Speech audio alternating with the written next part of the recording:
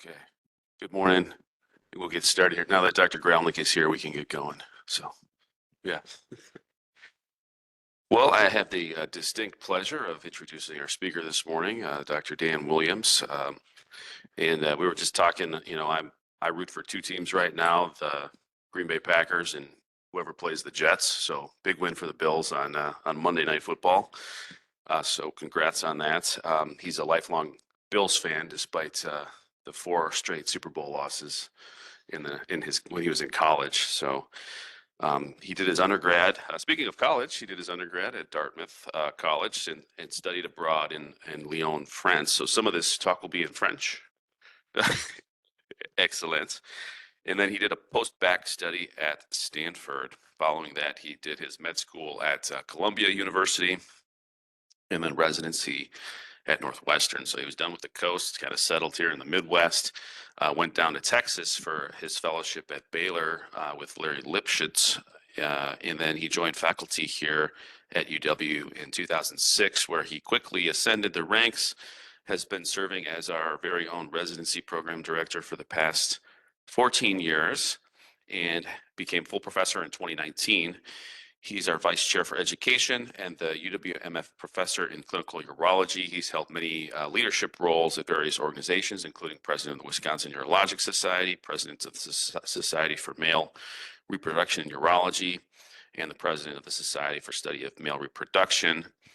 Most importantly, he's just been a great colleague, wonderful husband to Lindsay, and 2 beautiful children. And today he's going to talk to us on the office evaluation of the infertile male. Thanks very much, Kyle. Thanks, Dan. The kind introduction.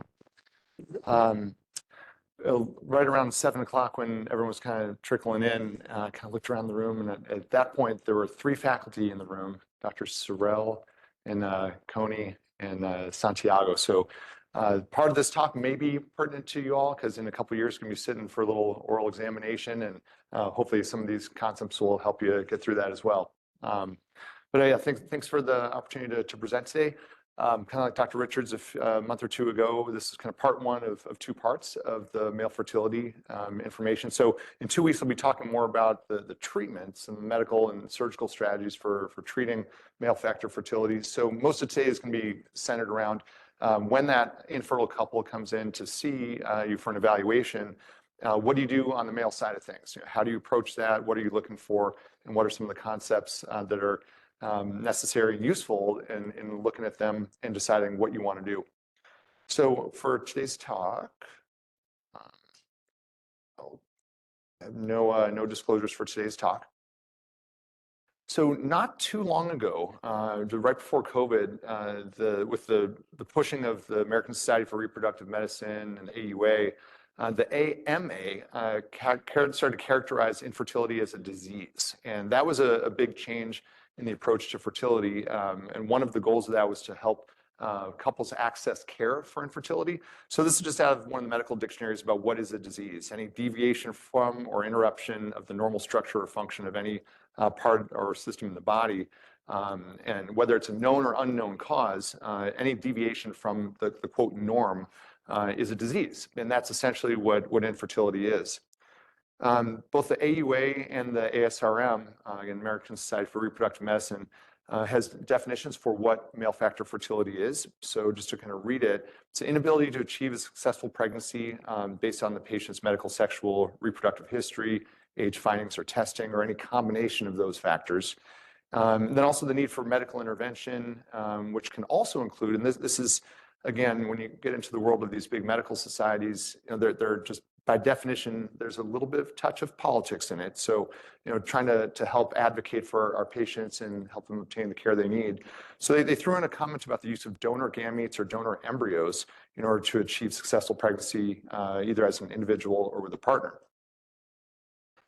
So from a more clinical perspective, kind of when you start to define what is infertility, so it's a patient having regular unprotected intercourse without any known past medical or surgical history that might affect their fertility. So, for example, a man who has a history of testis cancer, has been through chemo or surgical management, RPL&D, that might have a known adverse effect on their future fertility. That's a different category. This is a man or a woman who has no known risk factors that evaluation should be initiated after about a year of unprotected intercourse when the female partner is under 35. But sooner, acknowledging that with advanced both paternal and maternal age, more specifically when the female partner is over 35, to offer that evaluation sooner at about 6 months as opposed to waiting a year. Another important thing about the updated definitions in the medical societies about fertility is that nothing should be used to deny or delay treatment to individuals regardless of their relationship status. So a man and a woman do not necessarily have to be married. They can be partnered, or individuals regardless of their sexual orientation. So in the past, decades ago, sometimes individual patients or individual couples were not offered infertility evaluations because of these statuses. So fortunately, there's been a lot of progress made in that domain. And then also any man who approaches the clinic who questions their future fertility can be offered an evaluation in some of these different steps. So it's kind of good to have that framework in mind when you're going through, what is infertility, what is an infertility for an individual or for a couple and for different partners. So just as far as kind of, why do I have a couple slides about insurance and cost kind of sprinkled throughout here? Well, it's an important thing if you're going to be taking care of infertile patients, infertile couples, you need to have an awareness of that. In a lot of domains that we take care of our patients in, it's not always at the front of our mind about, is what we're offering them as far as testing or treatment, something that just do a little copay and off you go. But in the last 15, 20 years, there's been a lot of progress made in at least having some legislation in covering the different treatments and evaluations for patients. So as of last year, there were 21 states and in DC that had some coverage on some state health plans. So even though on the one hand, it's nice to stand up and say, 21 states will cover it, the devil's in the details. And so it gets very complicated and very confusing about for each individual state what's offered. And these are state by state things. So there's no federal mandate about insurance coverage for fertility related services. But many of the state regulated health plans, again, state regulated versus private insurance, so two different entities. Many of the state regulated plans do offer some fertility preservation for a man or a woman who's about to undergo a medical or surgical treatment that might adversely affect their fertility. So that's in progress. Many of the states' plans that do offer fertility coverage offer fertility diagnosis testing, not always treatment. And as we'll see in a few slides, that can also be a big chunk of change potentially for couples if the different tests are not covered by insurance. There are 9 states now that offer IVF coverage as a requirement. Not all that long ago, it was only 4. So there's been some progress made in that. But again, as far as the devil's in the details, so if you look at California and Texas, what do they offer? They do offer coverage for treatment of infertility, but the employers of that patient or that couple, the employers decide whether or not to provide it to their employees. So it gets very, very complex. And kind of case in point, here at the UW's fertility clinic, Generations on the west side, there are 2 full-time employees who are the financial coordinators, and their whole jobs are to help couples and individuals navigate through the insurance process. So that's not something that you'll specifically get tested on an examination, but just from practically taking care of patients, what do you need to know about? So on the American Society for Reproductive Medicine website, reproductivefacts.org, you can go state by state and see what does each state do for infertility. So in our home state here, there is very little to no coverage from a state mandate perspective. Interestingly, there's a clause that Medicaid may cover infertility procedures, but prior authorization is required. So there's no Wisconsin state mandate for insurance coverage of fertility-related services, including fertility preservation for men and women faced with cancer treatment or other fertility affecting treatments. So maybe we still have a little bit more work to do locally. Okay, so despite lack of coverage, there are a lot of couples and individuals who are faced with infertility. So about 7 million couples in the US are faced with infertility, which represents about 10 to 15% of the reproductive age population. So a lot of people out there who could benefit from access to this type of care. Of those couples, about 1 million of the women actually make it to the office for an evaluation. And more pertinent to this discussion, of those infertile couples where the woman presents for fertility evaluation, only about 20% of the time does the male partner actually get an evaluation for fertility. That number has also changed over time, but there still is this notion out there, both in the general population and in the medical world, that the problem for infertility is due to the female partner, right? Men can't have this problem. Men are men, right? How could a man be infertile? But similarly, many urologists are not interested or specifically trained to care for patients with male factor fertility. So again, access to care is still a real thing for the evaluation of the infertile couple and the infertile male. And so why is this also important though? Well, if you really kind of go through the numbers, about half the time there's either a male factor as a sole contributor to the couple's infertility or a contributing factor too. So yes, if you look at the pie graph, at least half the time there's a female factor going on for a couple's infertility, but 50% of the time there's something going on the male side that can be identified and potentially treated to help that couple out. So why do we do a male factor fertility evaluation? Sorry about the graphic picture. It's still only 7:15 this morning, but so wake up. One of the goals of the male fertility evaluation is to identify a potentially correctable problem. And so if a man has something that we can treat medically or surgically, that might allow that couple to conceive by intercourse. And then also to help determine whether or not assisted reproductive technologies such as inseminations or IVF or when they should and can be used. So again, these different treatments we'll talk about more in a couple weeks. So another goal of the male fertility evaluation is to identify irreversible conditions. So a man has a low sperm count or poor quality sperm that we cannot treat, but those sperm could potentially be used with inseminations or IVF. So the little pictures at the bottom left, that's essentially an ultrasound of an ovary that's undergone the stimulation. They're able to see the different follicles, aspirate each follicle, and usually in that fluid there should be an egg.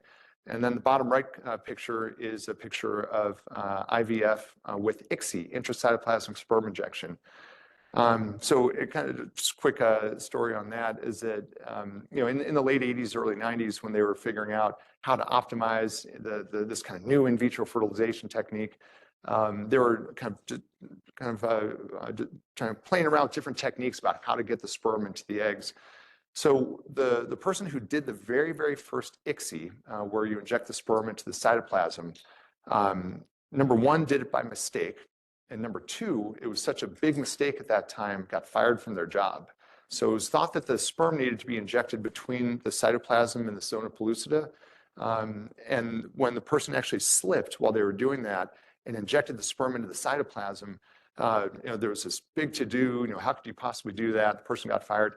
Turns out that is actually the proper technique and the best way to do a sperm injection into an egg. So discoveries are made sometimes randomly, sometimes by mistake, but in the world of IVF, that was how that was made.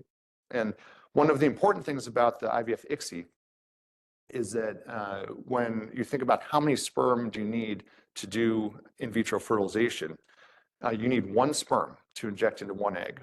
So even if a man has a severely, severely low sperm count, sometimes that couple can still be helped out in being able to conceive with those very, very few sperm to inject into the egg. Another goal of the male factor fertility evaluation is to identify situations where there's just really no specific way to help that man either medically or surgically or with assisted reproductive technologies so that you can help that couple with their fertility journey. So there are times where men have no sperm in the semen, there's no way to help them out, and then you can at least engage in that conversation earlier about family building options, including donor sperm and adoption. And the whole idea there is it spares the couples the distress, time, and costs of attempting ineffective therapies. So Fewer and fewer situations like this are we seeing, but historically there were many times where a couple would present to their local providers, and the focus was on the woman. Oh, you guys are having trouble getting pregnant. Here, take this pill, take this medication, keep trying. Try for 6 months. Come back if you're still not pregnant. They come back in 6 months. Oh, we'll switch you to this other medication, but keep trying. It'll happen. And then years down the road, then sometimes the light bulb would go off, or they would go see a different provider, and then the man would get evaluated. And so that's years worth of ineffective time, therapy, distress, stress on the relationship. So more and more, and especially with social media and just awareness and access to the internet, more and more couples are being evaluated together earlier, which has been a big change over time. And interestingly, many times now we're seeing couples where the male partner is choosing to be evaluated before the female partner, sometimes because of cost. Because as we'll go over in a little bit, the cost of doing a semen sample within the grand scheme of things is not too bad, and that can be an easy thing for couples to do.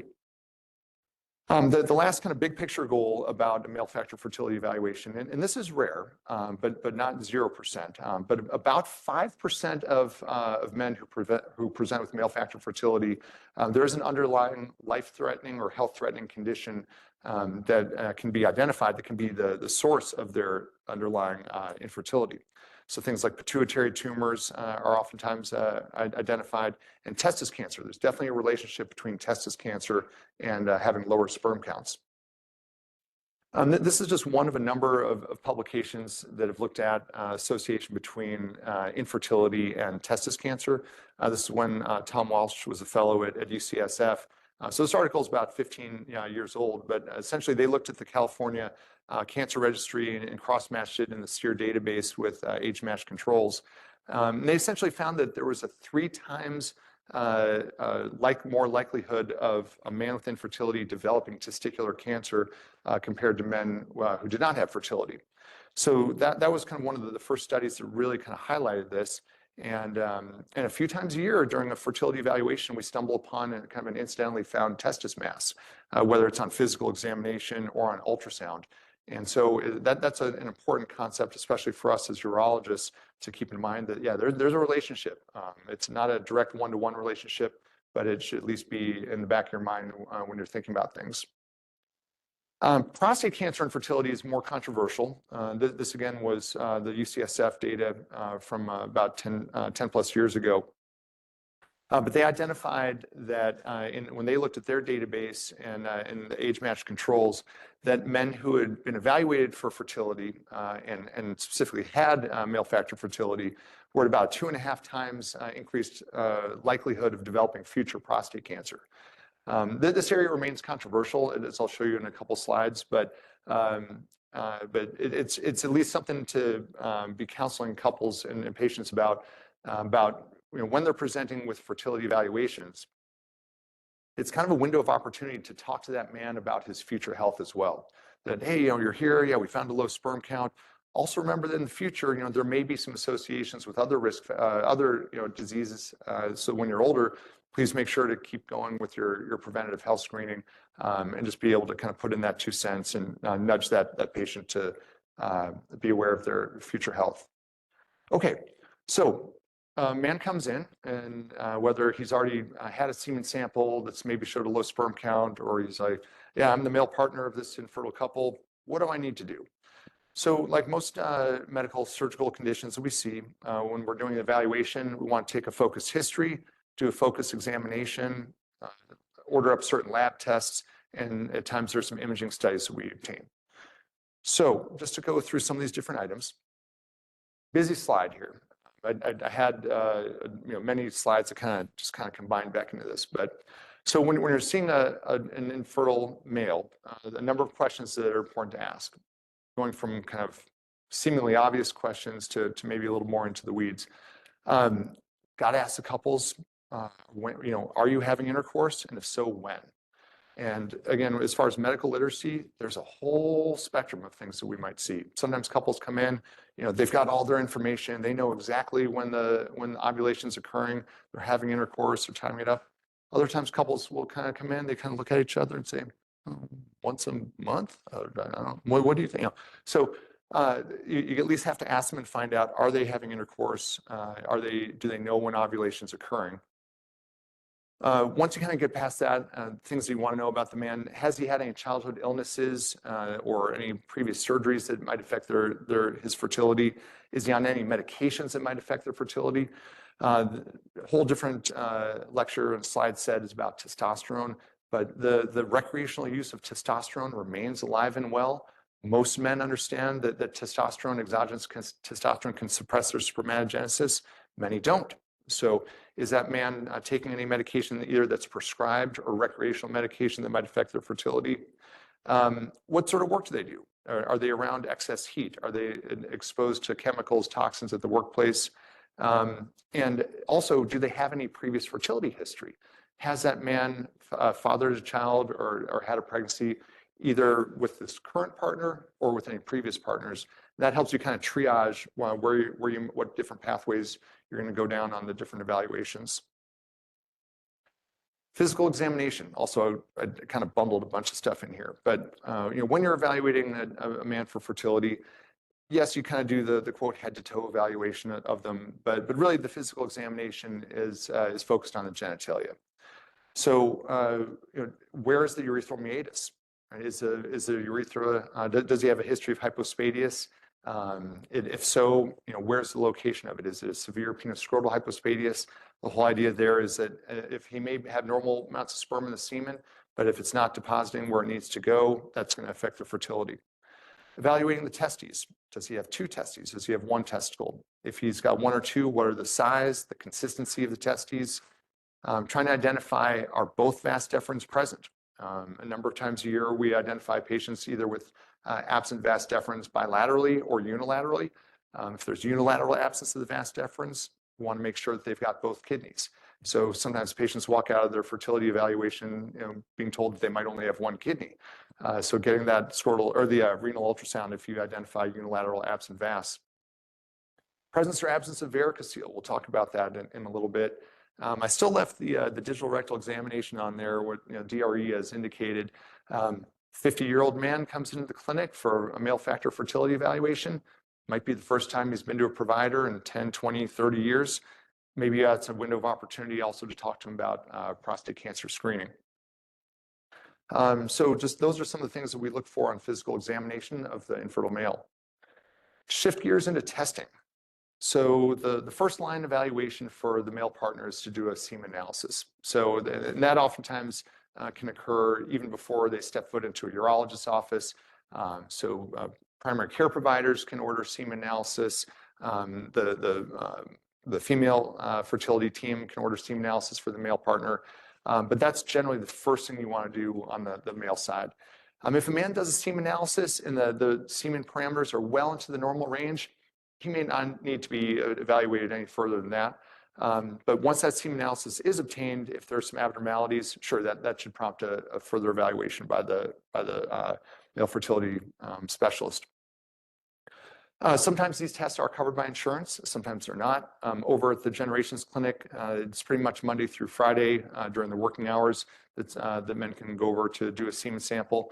There are some times where the team is in on the weekend doing other fertility-related procedures. So sometimes if you plan in advance, a couple can come in to do a weekend sample. So once that man does a sample, the discussion about the semen parameters can be a whole afternoon or a whole morning conference. But a lot of times couples will say, so is my sperm, are my sperm normal? So I'm fertile or I'm infertile, what am I? So it's very confusing when you look at the different semen parameter numbers and how to interpret them as far as is this man at risk for infertility or not at risk. So I try to stay away from the word normal when I'm talking to couples about their semen analysis results. So a better way of kind of phrasing it is kind of adequate for pregnancy. So a few years ago, the WHO, World Health Organization, updated their guideline and manual for fertility evaluation and testing. And they kind of changed the terminology. So they call it now the LRL, the lower reference limits for semen analyses. So for the most recent version of the lab manual from the WHO, it was a study of just under 4,000 men from 12 different countries and from all over the world. And so they recruited fertile men who agreed to do semen samples. And like any sort of gathering of data, they had a bell curve of the distribution of the different parameters. And like previous versions of the World Health Organization reference ranges, they drew the line at 2 standard deviations below the mean. So that's an important concept when you're reviewing semen samples with couples about, what is this range? What do these numbers mean? So these numbers essentially represent the lowest 5th percentile of fertile men. So if a man comes in and he has a volume of 1.5, a count of 16, motility of 45, and these are all kind of above the reference range. Sometimes couples will say, so I'm fine, right? Everything's good. And so you sometimes have to reframe that discussion for the couples. Another important point about interpreting semen sample results is that that distribution in the WHO study, these were all fertile men. So even men who had numbers that were below these parameters, those were men who had fathered children. And very similarly, even if men have semen parameters that are well above this reference range, that doesn't guarantee that they're fertile either. Because fertility is, have you been able to father a child who's genetically related to you? If the answer is yes, it doesn't matter what those numbers are. Similarly, you can have numbers that are well above, but if you're still struggling to get pregnant, you're not fertile until you've established a pregnancy. So I wish those numbers were easier for couples to understand as well, but this is the reference range, or now the LRL from the World Health Organization. So I was in the OR yesterday with Andrew, and he said to me, "Oh, you're doing the talk tomorrow, right? So you're going to have any questions ready for us?" So because Andrew said yes, we want to have questions. I have a couple of questions coming. All right, so got a couple of these slides coming up. So where's Dr. Carey? Is he hiding? He was here before there. He said, "Okay, Andrew." So semen analysis. You go over to the UW's fertility clinic and say, "I'd like a semen sample." They'll say, "Sure, come talk to our financial team. We take credit card, we take cash." What would be a standard semen analysis over at the UW? So 229. So there you go. I'm starting to kind of put the story together about cost. So once you've established a semen analysis, do you stop right there? Sometimes. But another part of the evaluation is the blood tests. So do we check blood levels and blood tests on everybody who walks in the door? You don't have to, but from like a fund of knowledge perspective, it's important to keep in mind that in general, it's important to check blood tests in men, hormone levels when men have low sperm counts. So the updated AUA guidelines have a cutoff at about 10 million per ml. So if men have a low sperm count, you really should be checking their hormone levels. Or just from a hormone evaluation in general, if there are other indications to check a man's hormone levels, impaired sexual function, other findings that might suggest endocrinopathies such as like gynecomastia. That being said, there's some kind of male fertility experts across the country, good old expert opinion, that all men should be offered a blood test and check their hormone levels. But there's really no established consensus in our guidelines right now.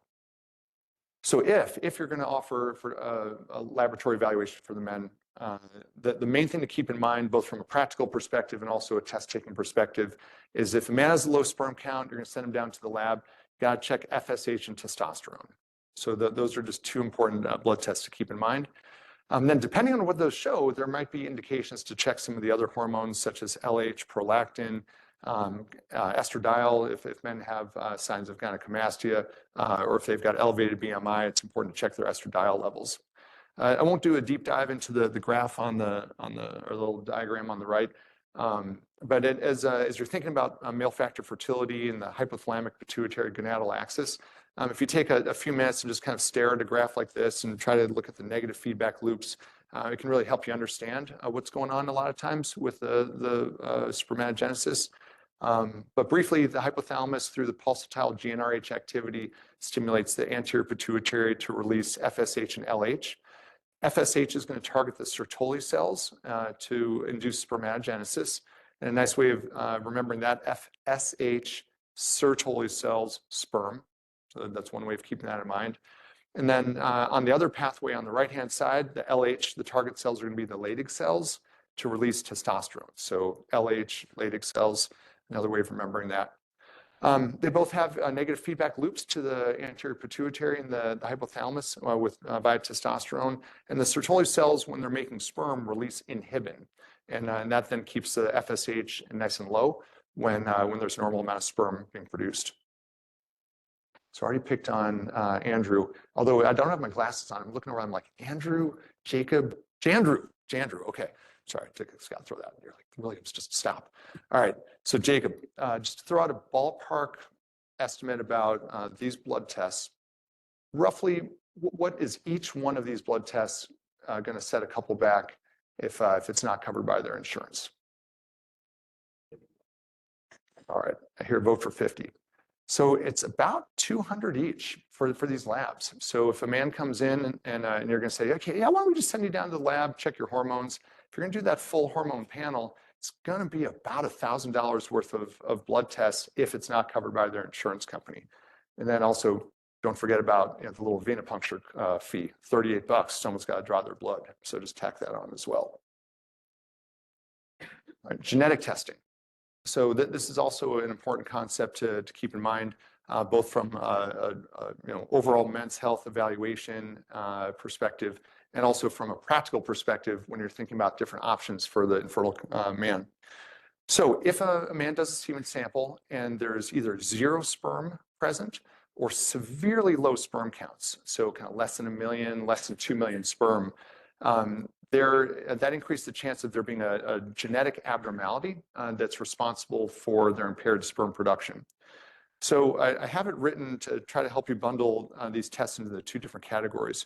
So if there's impaired spermatogenesis, meaning no sperm in the semen, elevated FSH, and maybe on examination they've got small testes or soft testes, then you're thinking that there's a problem with sperm production. You got to just remember karyotype and Y chromosome microdeletion, that those are bundled together if men have a sperm production problem. So some men, when you get that karyotype, they may have something like Klinefelter's syndrome, which is going to be the extra X chromosome. There may be other chromosomes that are either absent or duplicated, or there may be balanced translocations so that all the genetic material is there, but during spermiogenesis, the individual sperm do not have normal chromosome complements. And then more specifically, the Y chromosome. So there are areas on the Y chromosome that are responsible for sperm production.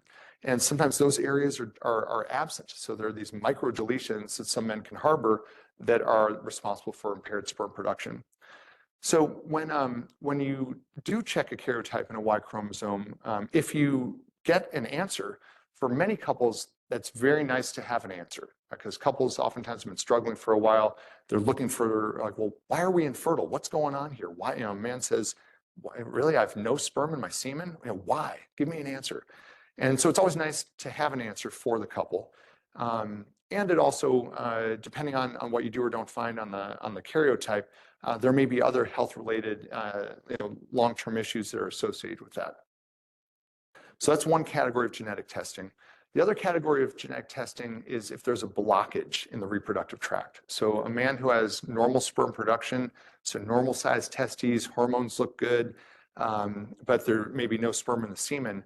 You're thinking, yeah, there's probably a blockage somewhere in the system. And we're in the world of telehealth right now, so sometimes you don't always have the luxury of doing a physical examination on them to determine, do they have their vas deferens? But if a man has bilateral absent vas deferens, or another suspicion for a blockage, CF, cystic fibrosis testing. So if you kind of know those categories of genetic testing, it's a pretty low-hanging fruit on a test scenario, whether it's your board exam or the in-service exams. Why is it a low-hanging fruit? Because there's not much debate. It's very, very clear based on the data that these about when these are indicated. Where's our other fourth here? I think I saw Emily hiding back there. Is it Emily? Yeah, is Emily back there? All right, so genetics. Karyotype, Y chromosome microdeletion, cystic fibrosis testing. Does that sound simple? Does that sound expensive? About $5 grand? It's getting expensive. Yeah. So, through the UW, if you send a patient to the lab to get some of these tests and it's not covered by an insurance, yeah, thousands of dollars of genetic tests. Yeah. Did we already talk about that? Those were pretty good guesses. Maybe we did. But yeah, so expensive, right? You've already got a couple who's stressed out that they're not getting pregnant. Their friends and their family, everyone's getting pregnant around them. They go to the lab, go to see you, and you're talking about thousands of dollars worth of testing. We haven't even gotten to treatment in a couple weeks. Okay, imaging. So scrotal ultrasound. So not every man who presents for a fertility evaluation do you have to do a scrotal ultrasound. So when do you? Well, if you're able to do a physical examination, and if the physical examination is very clear, you don't have to necessarily do imaging. If the testes are normal, easy to palpate, there are no masses, you don't necessarily have to do a scrotal ultrasound. Not all men have an easy examination. Some men have very thickened scrotal skin. Some men are very nervous for these types of appointments and will start to vasovagal and kind of turn green in the face just when you're talking to them, at least when they're talking to me. Maybe I make these guys vasovagal just by talking to them. But so if you are not able to obtain a reliable examination, the scrotal ultrasound is very, very important.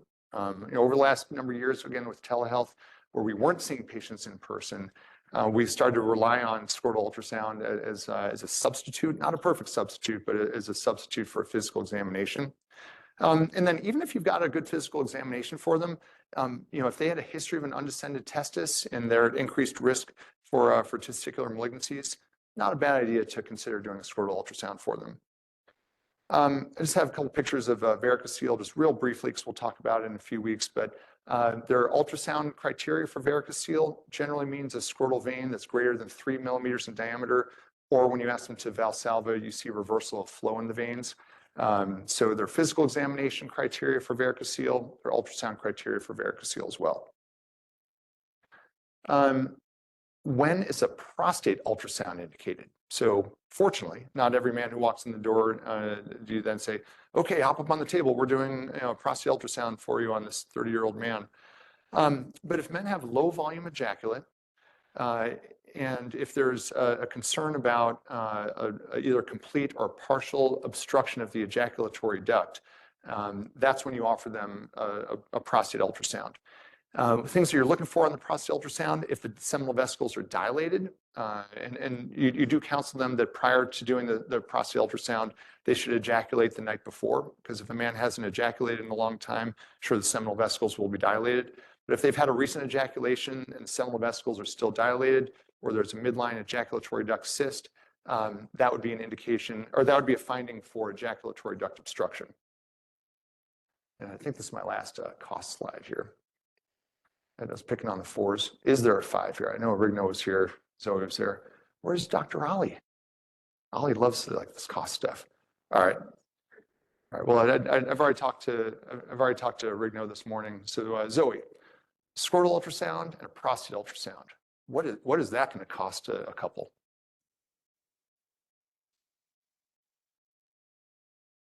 Each? Pretty good. Look at that. Scrotal ultrasound, prostate ultrasound. But so yeah, $500 to do a scrotal ultrasound.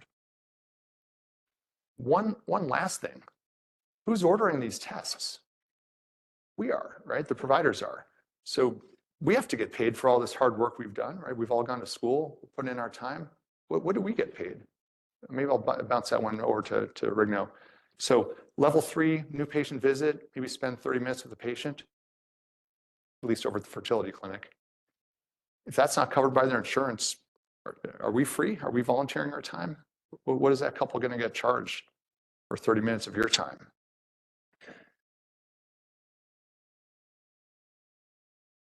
Yeah, somewhere in that range, right?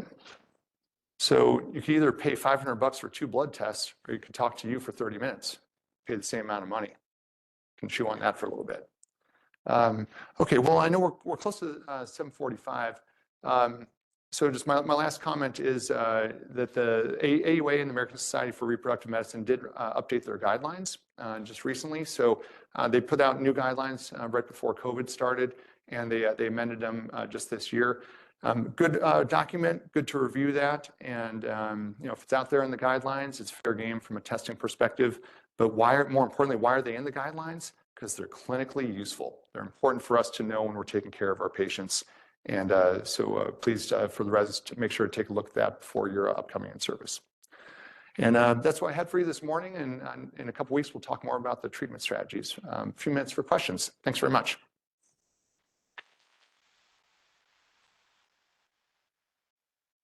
Questions for Dan?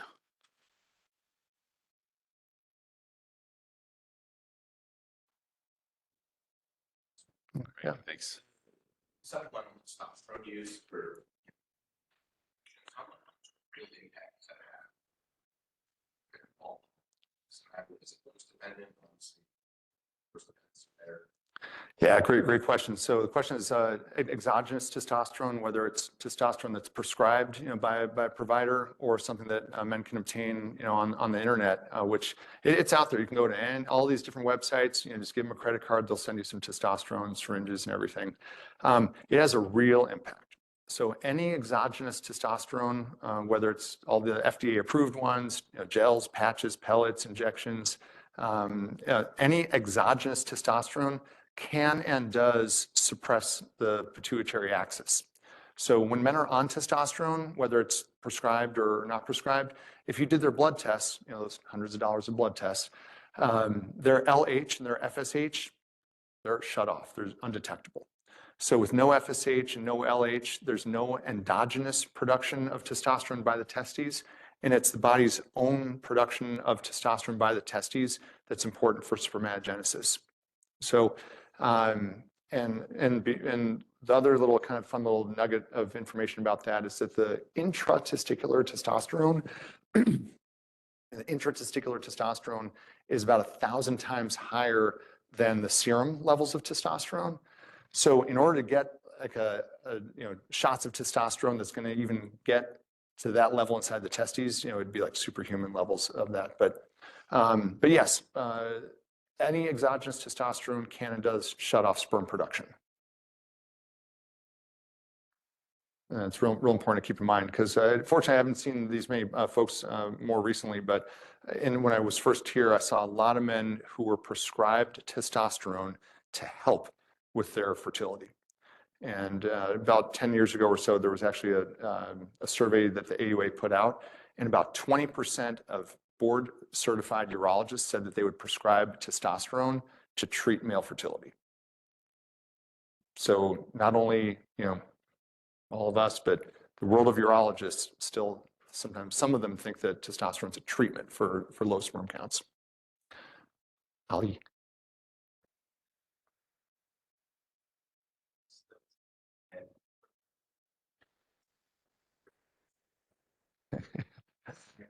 Yeah, I'm not sure how if there was a happy ending to that story, but yeah, that's the story. It was at Columbia, up in Washington Heights.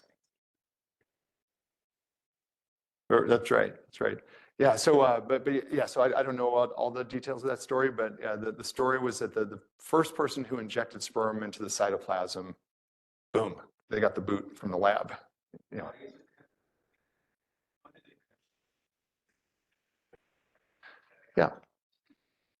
Oh, great question. So there's the whole other team over at the fertility clinic.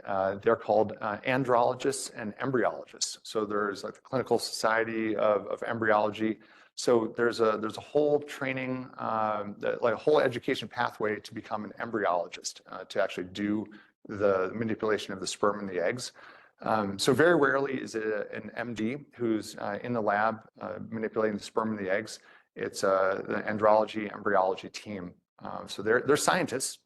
They go through the whole education and training and certification, recertification to keep their credentials. But yeah, it's the embryologists. And we have 3 over at Generations, 3 clinical embryologists. Yeah. Yeah, the Generations setup is a really nice setup from a multidisciplinary perspective. The MDs are there. We have APPs. We have a PhD, full-time PhD psychologist, the 3 andrologists, 2 financial coordinators. It's a multidisciplinary team to take care of these couples. I think Dr. Risk had a hand. Yeah.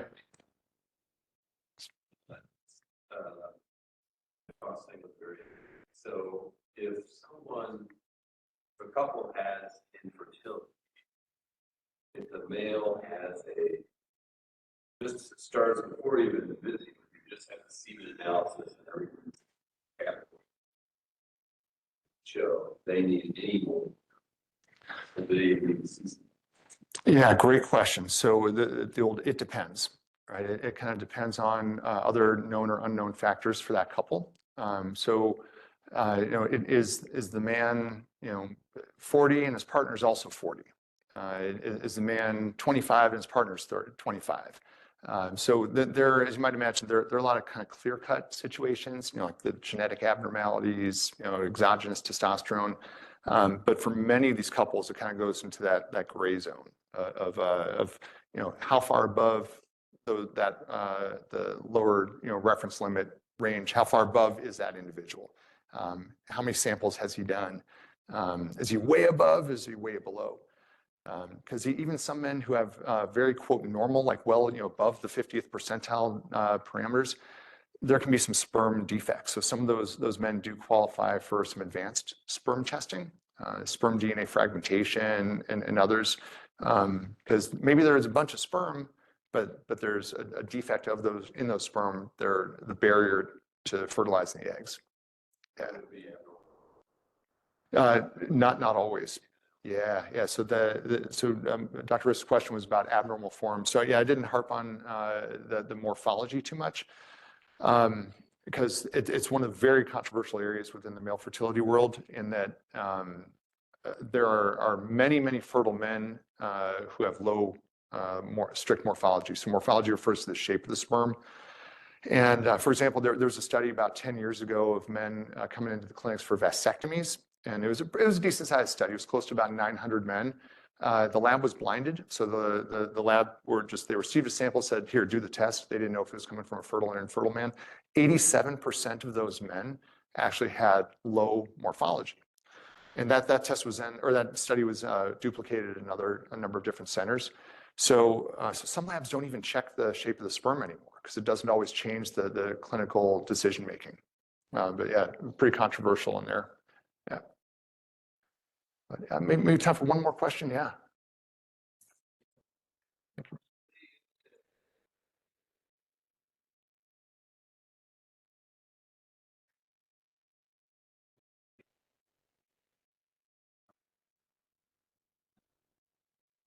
Yeah, great question. So the two questions were total motile sperm. So the total motile sperm count is essentially just the combination of the volume times the concentration times the percent motile. And that's of all those different parameters, that's probably the most the most important initial number that I look at. Like in that sample that day, how many million moving sperm are present? Because in general, you need at least 10 to 15 million moving sperm to have a chance of reliably getting sperm up to the eggs with intercourse. And so whether one is high or one is low, the combination of those factors really is important, that total motile sperm count.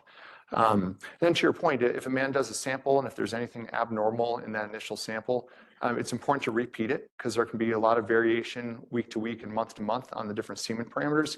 And we'll usually counsel men to give it about a month between the samples. Not a month of no sexual activity, but a month of interval between checking the samples. Great. Well, I know we have Journal Club coming up, so to be mindful of that, why don't we shift gears and head into Journal Club. Thanks very much for your attention.